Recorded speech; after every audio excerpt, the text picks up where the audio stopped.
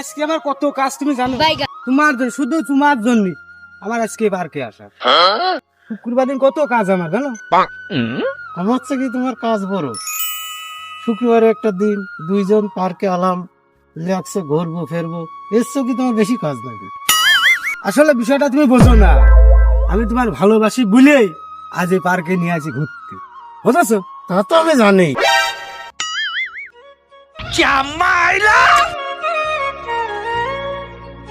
বলতেছি তুমি একটু ঘোরো, মানে একটু প্রস্রাব চাপে, আমি একটু প্রস্রাব ফিরে আসি। হ্যাঁ তাহলে যাও, আমি এই যে ঘুরি। अबे साले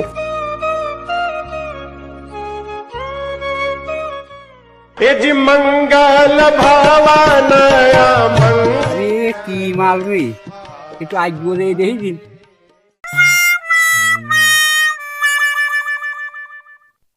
একা নাকি? रुको जरा सबर करो।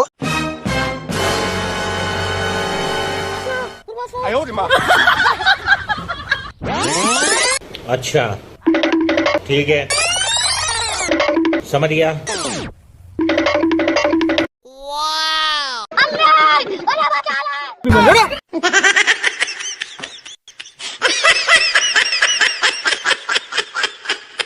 टेक्नोलॉजी চাচা, আপনি মুরব্বী মানুষ, এই বয়সে এরকম একটা কাজ করতে পারলেন, আপনার কি বিবেকটা একটু নড়া দিল না? আরে বাপু বোঝোই তো, তোমার শাশি মরে গেছে আজ 20 বছর বাপু, একা একা থাই কিভাবে? একটু ফাঁকা জায়গা দেখে একটু ফাঁকা কাম করতেছিলাম বাপু। দেখেন, আমরা এই ভিডিওটা বানালাম একটা শিক্ষামূলক ভিডিও, যে এই বয়সে এখন অনেকেই খারাপ কাজ করে। তো এই চাচা থেকেই আপনারা এই বুদ্ধিটা মানে ইডাই করেন, উপলব্ধি করেন যে এই বয়সে এরকম কিছু করা যাবে না।